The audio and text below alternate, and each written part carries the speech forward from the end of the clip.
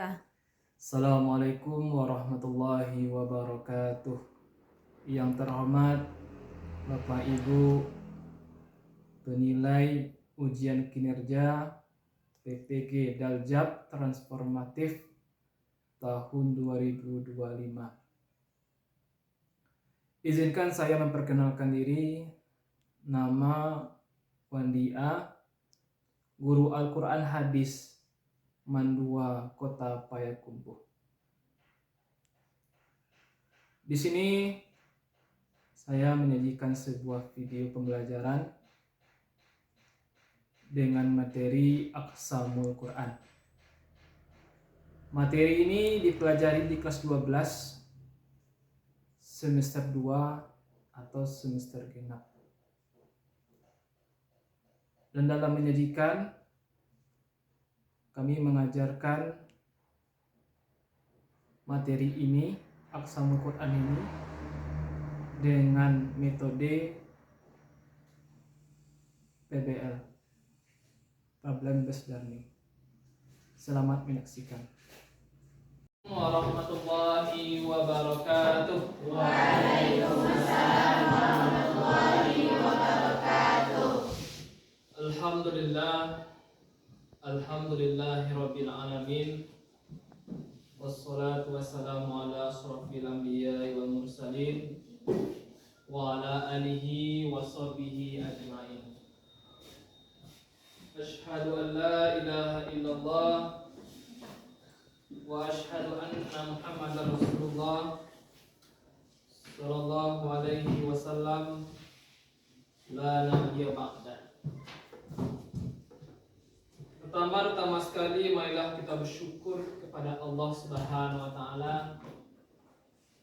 Pada hari ini kita masih diberikan kesehatan oleh Allah Subhanahu wa taala. Buktinya Allah masih memberikan kita kesehatan, kita masih bisa hadir di kelas kita ini. Selawat beriring salam, tak lupa-lupanya kita doakan kepada Allah agar senantiasa disampaikan kepada Nabi kita, yakni Nabi besar Muhammad sallallahu alaihi wasallam. Dengan membaca Allahumma shalli ala Muhammad wa ala ali Muhammad. Anak-anak semuanya,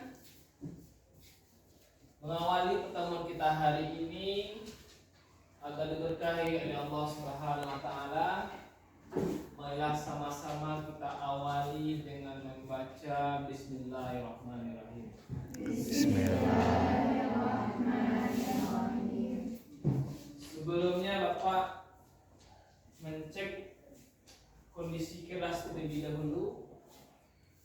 Di sini ada kelihatan sampah. Ya. Ini meja sampah di belakang nih. Nah, sepatu ya. Nah, silahkan sendalnya. Ya, kira sampah tadi itu. Sepatu ya. Sebelumnya pastikan lihat meja atau kursi masing-masing. Kalau sekiranya ada sampah, silahkan dipilih ya, diambil ya. Oke, baik. Sebelumnya Pak ingin nanya kabar anda semua terlebih dulu. Apa kabar semuanya?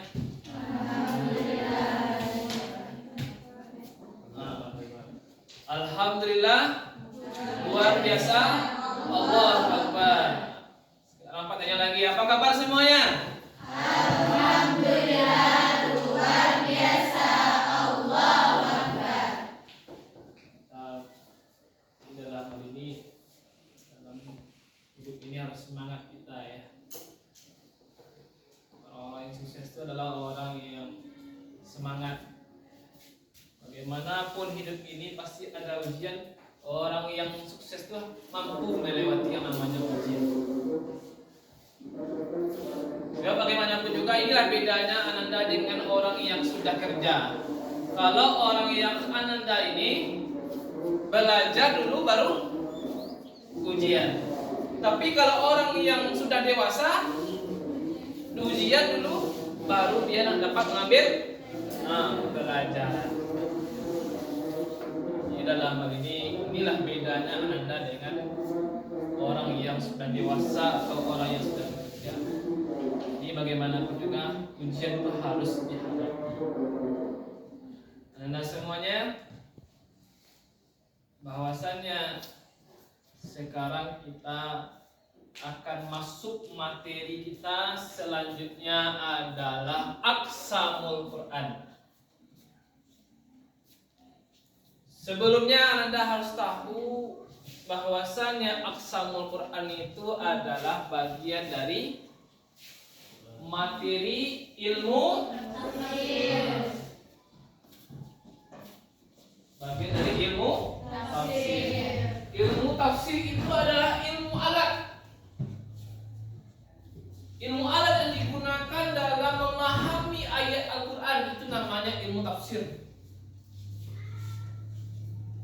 Sama kita mau mengupas mangga, apa yang kita gunakan? Pisau. Menggunakan pisau. Apakah bisa digunakan? Apakah bisa mengupas mangga itu kalau tidak ada pisau? Tidak bisa. Bisa pun nanti, tapi itu tidak baik cara mengupasnya. Maka ilmu tafsir itu ya sama dengan pisau untuk membuka sebuah buah-buahan, mangga, apalagi alpukat. Jadi inilah gunanya ilmu tafsir. Jadi materi kita sekarang adalah Aqsamul Quran. Itu adalah bagian dari ilmu tafsir. Aqsamul Quran. Aqsamul Quran. Apa itu Aqsamul Quran itu? Sumpah. Aqsamul Quran itu adalah sumpah. Di dalam hal ini sekarang Pak ingin nanya, dalam hidup ini pernahkah kita bersumpah? Benarkah kita bersumpah? Benar. Kenapa bersumpah? Kenapa kita bersumpah? Yang pertama adalah untuk meyakinkan apa? Untuk meyakinkan orang lain.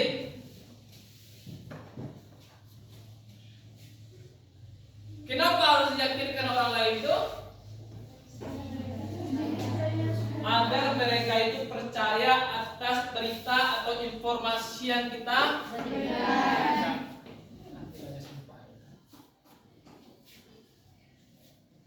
Apa kata-kata yang kita sampaikan kepada kita yang sumpah?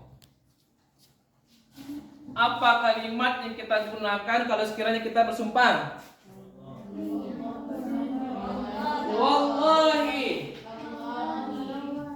tallahi, billahi. Inilah kalimat-kalimat yang sering kita sampaikan kalau kita bersumpah.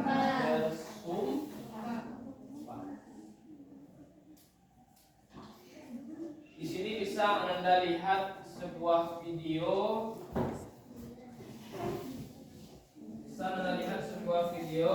Ya. Apa pastornya?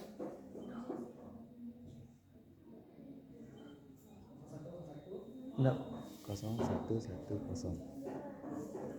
07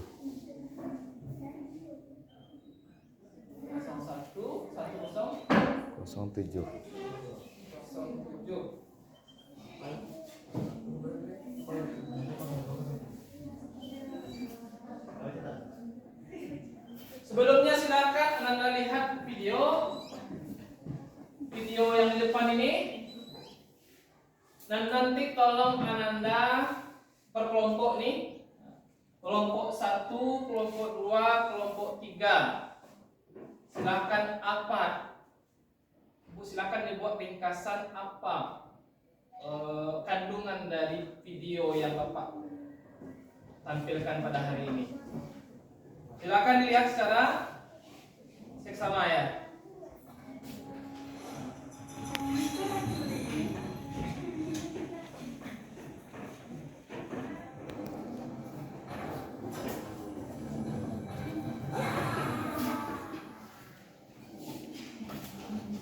Apa sebenarnya salahku? Beraninya kamu bertanya, apa salahmu? Ya, karena selama hidup aku tidak pernah menyakiti orang lain. Aku baik pada semua orang. Tapi baik saja, tidak cukup buatmu selamat dari akhirat ini. Maksudnya, apa kamu beriman kepada Allah semasa hidupnya? Tidak, aku tidak beriman. Aku memang sama sekali tidak mengetahui bahwa ada Allah, Tuhan yang patut untuk disembah. Tidak tahu katamu? Apa kamu lupa dengan janjimu sebelum dilahirkan ke dunia? Janji. Kala itu setelah Allah menciptakan Nabi Adam alaihissalam, Allah lantas mengeluarkan seluruh jiwa-jiwa yang akan menjadi calon keturunannya melalui tulang sulbinya. Kemudian jiwa-jiwa itu dikumpulkan dan diambil kesaksiannya. Ketika Allah berfirman, "Alastu birabbikum, bukankah aku ini Tuhanmu?" Bagaimana kalian semua menjawabnya? Benar, engkau adalah Tuhanku, dan kami bersaksi. Dan karena sumpahmu itulah, kemudian Allah memberimu kesempatan untuk lahir ke dunia dengan meniupkan jiwamu ke dalam jasad yang saat itu tengah dikandung ibumu. Benar, aku mengingat semuanya. Lalu mengapa saat di dunia dulu kamu mengingkari sumpahmu? Sungguh, saat di dunia aku tidak bisa mengingat itu. Jadi bagaimana aku bisa tahu tentang Allah? Bukankah Allah telah mengirimkan para utusan untuk mengingatkan janji itu dengan mengajak beriman dan bertakwa kepada Allah? Benar, itu salahku. Mengapa aku tidak mengikuti ajakan para rasul itu? Jadi sekarang kamu sudah mengakui kesalahanmu. Masuklah ke dalam neraka untuk selama-lamanya. Ya. Dan ingatlah ketika Tuhanmu mengeluarkan keturunan anak-anak Adam dari sulbi mereka, dan Allah mengambil kesaksian terhadap jiwa mereka seraya berfirman, "Bukankah aku ini Tuhanmu?" Mereka semua menjawab, "Benar, Engkau adalah Tuhan kami. Kami menjadi saksi. Kami lakukan yang demikian itu agar di hari kiamat kamu tidak mengatakan, 'Sesungguhnya kami Bani Adam adalah orang-orang yang lengah terhadap ini.'"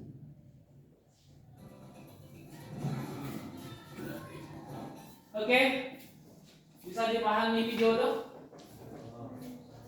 Oke ya. Sekarang silakan Ananda duduk secara berkelompok.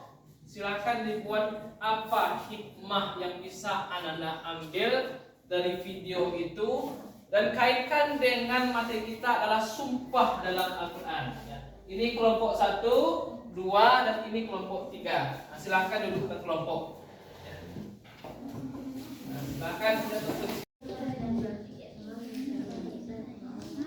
Pasti diminta pertanggungjawaban.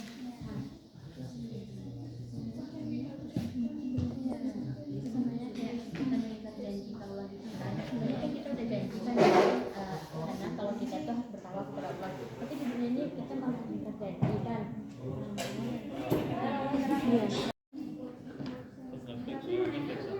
Atau yang lain membuat ini yang presentasikan, gimana? Boleh Pak, boleh. Assalamualaikum warahmatullahi wabarakatuh. Waalaikumsalam. Jadi dari video yang tadi dipaparkan oleh Bapak, kami memperoleh beberapa hikmah. Dan kebetulan karena saya tidak memiliki pena buku, jadi saya mencatatnya di HP. Oke. Hikmah yang pertama ialah kesadaran akan tanggung jawab. Perjanjian ini menegaskan bahwa kita memiliki tanggung jawab kepada Allah sejak sebelum kita dilahirkan. Ini mendorong kita untuk hidup dengan sadar dan bertanggung jawab atas pilihan dan tindakan kita. Perjanjian yang dimaksudkan ini adalah perjanjian yang dilakukan oleh manusia kepada Allah ketika sebelum ruh mereka ditiupkan ke dalam jasad dan dilahirkan ke dunia. Itulah perjanjian disebutkan dalam hikmah yang pertama. Hikmah yang kedua ialah pentingnya iman dan ketaatan. Perjanjian ini menekankan pentingnya iman kepada Allah dan ketaatan kepada perintahnya. Hal ini menjadi dasar bagi kehidupan yang bermakna dan menuju kebahagiaan sejati. Hikmah ketiga, motivasi untuk beribadah. memahami perjanjian ini dapat memotivasi kita untuk senantiasa beribadah dan mendekatkan diri kepada Allah. Kita menyadari bahwa hidup ini adalah ujian dan kesempatan untuk membuktikan ketaatan kita. Hikmah keempat atau yang terakhir, menghilangkan penyesalan di akhirat. Dengan mengingat perjanjian ini, kita dapat menghindari penyesalan di hari kiamat karena kita telah diberi pengetahuan dan pilihan untuk dicintai dan mentaati Allah. Dari perjanjian yang telah dilakukan oleh ruh dan kepada Allah sebelum ruh ditiupkan ke dalam jasad, kita dapat memperoleh banyak sekali pandangan dan juga hikmah.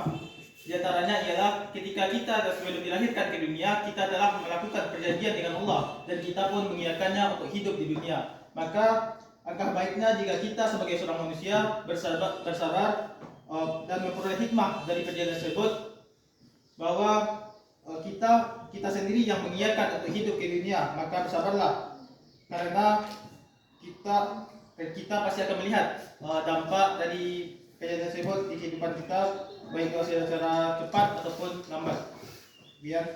Assalamualaikum warahmatullahi wabarakatuh. Waalaikumsalam warahmatullahi wabarakatuh. Oke, sekarang kita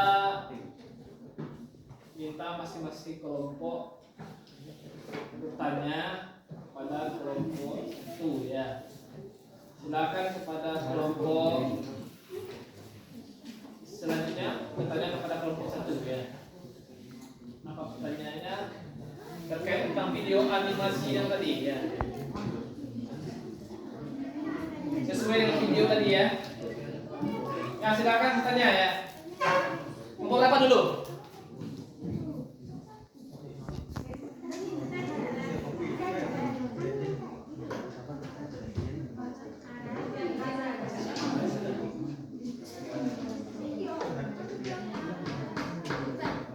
Ya silakan kelompok.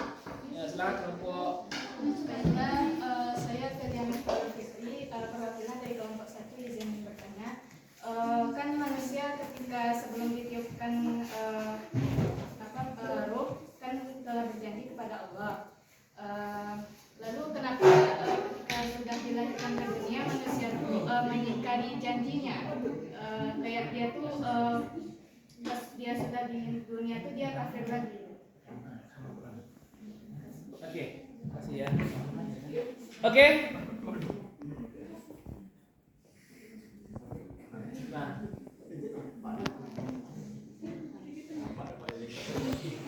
Ya, Bapak. itu dapat jawabannya. Bentar, Pak. Ini bentar, Pak.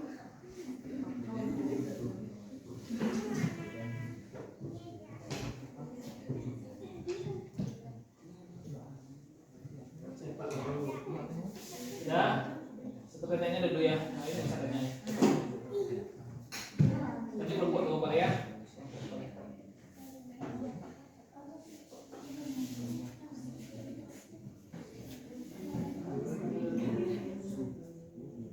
Ya. Baiklah, saya akan menjawab pertanyaan dari kelompok 1. Sebelum jasad diturunkan atau dimasukkan ke dalam jasad, sebelum ruh ditiupkan ke dalam jasad, bukankah ruh telah membuat janjian dengan Allah terkait tentang sebelumnya? Tapi ketika ruh ditiupkan ke dalam jasad, yang dimasukkan ke dalam jasad itu bukan hanya sekedar ruh, tapi juga dimasukkan hawa nafsu. Jadi ketika ruh dan hawa nafsu itu dimasukkan, maka ruh itu pasti akan mengikut sifatnya nafsu, yaitu mengendalikan. Jadi ketika sudah dimasukkan jasad dan ruh itu ke dalam ruh dan hawa nafsu itu ke dalam jasad, maka bisa jadi hawa nafsu itu menyebabkan manusia itu menjadi lupa ataupun akan jadi dirinya. Akan jadi dirinya dan juga sumpah yang telah dia buat dengan Allah ketika dia masih berbentuk ruh. Tapi ketika sudah berbentuk jasad, bisa jadi mereka lupa. Jadi bedakan antara nafsu dan ruh. Ruh dan nafsu itu berbeda. Ketika dimasukkan ruh, maka nafsu juga ikut ke dalam manusia. Itulah yang menyebabkan manusia itu disebut sebagai makhluk yang sempurna, yang dibekali akal, hawa nafsu dan ruh. Sekian. Oke, terima kasih ya. Terima kasih ya, plus ya. Oke, selanjutnya kelompok 2 lagi ya. Nah, ini yang terakhir lagi terkait tentang unsur-unsur kosong dalam Quran beserta contohnya. Baik, assalamualaikum warahmatullahi wabarakatuh. Waalaikumsalam warahmatullahi wabarakatuh. Saya perwakilan kelompok 2 akan menjelaskan tentang unsur-unsur aqsamul Quran. Unsur-unsur aqsamul Quran itu terdapat pada Al-Quran, contohnya pada surat Al-Asri ayat 1-3 yang berbunyi wal 'asr innal insana lafi khusr illal ladzina amanu wa 'amilus shalihati wa tawashaw bil haqqi wa tawashaw bis sabr. Ayat tersebut mengandung unsur-unsur aqsamul Quran. Yang pertama wal 'asr. Wal 'asr itu kata wa dalam wal 'asr itu merupakan huruf qasam yang bermakna sumpah, yaitu artinya demi masa. Kata wa ini bermakna sebagai demi yang diibaratkan sebagai sumpahnya gitu ha. Wal 'asri dan al 'asri itu termasuk unsur-unsur aqsamul Quran, yaitu bagian muqsam bih. Muqsam bih itu adalah apa yang digunakan untuk sumpah itu. Sumpah itu ada dua. Yang pertama, sumpah kepada zat Allah, dan yang kedua, sumpah kepada makhluk Allah. Dan al-asri ini adalah sumpah kepada makhluk Allah, yaitu demi masa. Yang ketiga adalah muqsam alaih. Muqsam alaih itu sesuatu yang disumpahi itu. Maksudnya itu perincian dari demi masa ini, perincian atau klarifikasi dari sumpah yang telah disebutkan, yaitu innal insana lafi khusr. Artinya sungguh manusia itu berada dalam kerugian. Berarti yang disumpahi dalam wal asri ini adalah manusia yang berada dalam kerugian. Dilanjutkan dengan ayat ketiga yang artinya kecuali orang yang beriman dan mengerjakan kebajikan serta saling menasehati untuk kebenaran dan saling menasehati untuk kesabaran. Maka dari itu unsur dari aqsamul Quran itu ada 3. Yang pertama huruf kasam, yang kedua muqsam bih, yang ketiga muqsam alaih. Oke, terima kasih atasnya.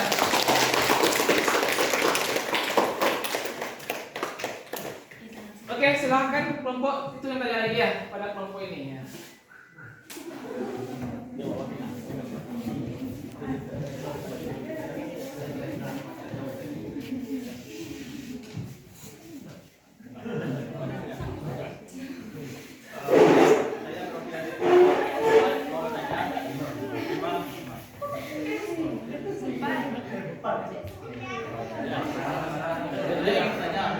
Kenapa Allah sampai harus bersumpah dengan menggunakan nama makhluknya?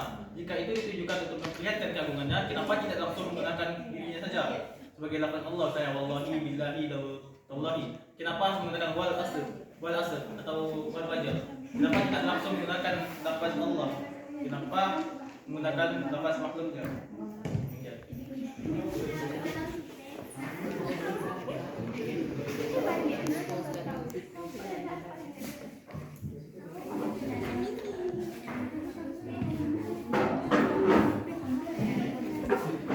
Oke, silakan kelompok 2 ya. Silakan.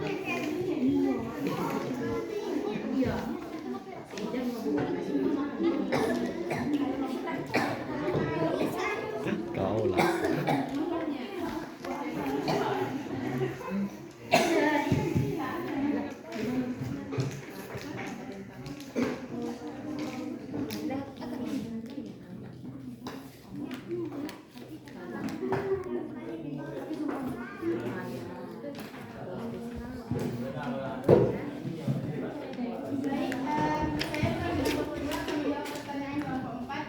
Jadi sumpah itu kan ada 2, sumpah untuk zatnya dan sumpah untuk zat Allah, dan sumpah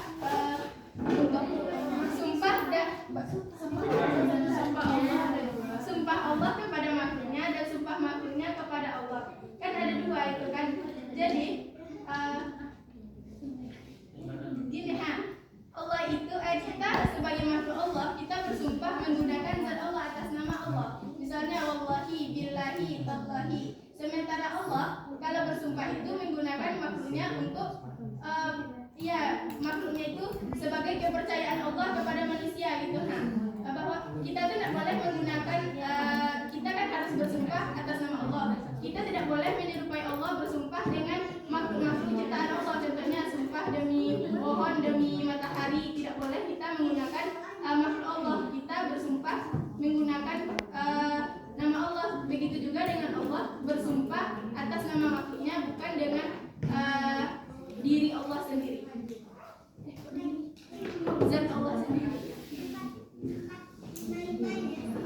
Oke ya, kita kasih aplaus ya.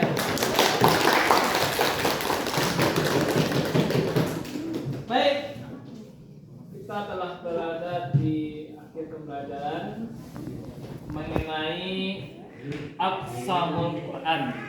Allah bersumpah di dalam Al-Quran. Dari apa yang Anda diskusikan tadi, ada berbagai hikmahnya. Yang pertama dari video yang telah kita tampilkan tadi, bahwasannya kita sebelum dilahirkan Allah, kita telah bersumpah kepada Allah Subhanahu wa taala. Apa sumpahnya Allah kita kepada Allah? Bahwasannya dalam ayat jelaskan bahwasannya alastu birabbikum. Apa jawaban kita? Qalu bala sahib. Nah,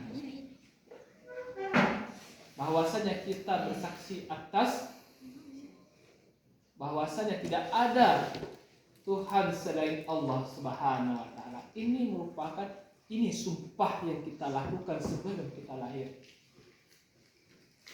Jadi kalau sekiranya muara kita neraka, muara kita di surga nantinya, tentu semuanya kembali kepada diri kita. Jangan pernah kita menyampaikan bahwasannya kita tidak bersaksi bahwa tidak ada Tuhan selain dari Allah. Padahal kita telah bersaksi bahwasannya Allah itu adalah Tuhannya kita. Nah, inilah mesti kita tenangkan diri kita bahwasanya jangan sampai kita mati dalam keadaan kafir. Makanya sebagai iftitah yang kita baca apa? Wa ma ana minal musyrikin. Wa ana minal muslimin. Nah, inilah harapannya kita itu. Jangan sampai kita terbalik mengucap iftitah itu. Dengan wa ma ana minal muslimin, itu salah baca itu. Dan kita tidak masuk, adapun sekilas hampir hampir sama, tapi bagaimanapun juga berbeda maknanya itu. Wa ma ana minal musyrikin wa ana minal muslimin. Itulah yang kita harapkan. Terima kasih kepada kelompok satu telah menjelaskan materi. Kemudian yang kedua adalah sebagaimana dari Aqsamul Quran tadi, sumpah dalam Al-Quran itu banyak sekali. Ada sumpahnya Allah dengan zatnya, ada sumpahnya Allah dengan makhluknya. Sumpahnya Allah dengan zatnya itu bisa kita temukan dalam Al-Quran. Wallahi, tallahi, billahi. Itu ya kalimat yang kita sering temukan dalam Al-Quran.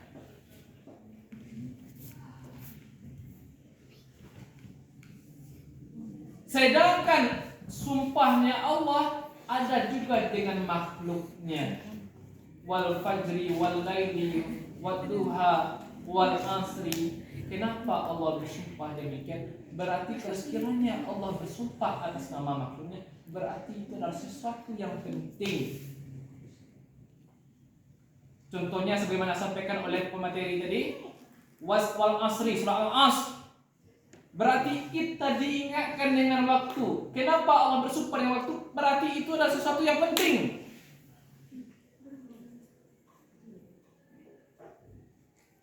Ananda sekarang akan menggambarkan 10 tahun yang akan datang. Rajin Ananda sekarang akan menampakkan hasil kemudian hari. Malas Ananda sekarang akan menampakkan hasil kemudian hari. Itu ternyata dalam Al-Quran surah Al-Asr. Apa yang ditanam, itulah yang akan Anda tuai. Inilah wal asri. Waw itu adalah waw qasam. Allah bersumpah. Wal asri. Asri itu adalah waktu. Kita nggak boleh bermain-main dengan waktu. Makanya penting sekali ingatkan kepada kita jangan main-main dengan waktu. Kalau main-main kita dengan waktu, innal insana lafi khusr. Sesungguhnya manusia itu dalam keadaan merugi. Salah satu ciri-ciri orang yang merugi itu adalah orang-orang yang tidak mempergunakan waktu. Innal insana lafi khusr itu sama dengan berita informasi. Salah satu ciri orang yang merugi itu adalah orang-orang yang tidak mempergunakan waktu. Jadi ada 3 unsur-unsur kosong itu. Yang pertama adalah adat kosong, yang kedua adalah muqsam bih, yang ketiga adalah muqsam alaih. Sama dengan subjek, predikat, objek gitu. Jadi objek informasinya itu adalah innal insana lafi khusr. Baik, itu sajalah yang perlu Pak sampaikan. Bisa dipahami materi sama Quran? Bisa. Mudah-mudahan apa yang kita pelajari hari ini bisa dipahami, bisa Ananda bisa membedakan mana aksamul Quran, mana yang sumpahnya Allah dengan makhluknya, mana sumpahnya Allah dengan zatnya. Itu sajalah yang perlu Pak sampaikan. Terima kasih kepada Anda semuanya. Mohon maaf atas segala kekurangan. Kita akhiri pertemuan kita hari ini dengan doa kafaratul majlis. Subhanallahumma wa bihamdika asyhadu an la ilaha illa anta astaghfiruka wa atubu ilaik. Assalamualaikum.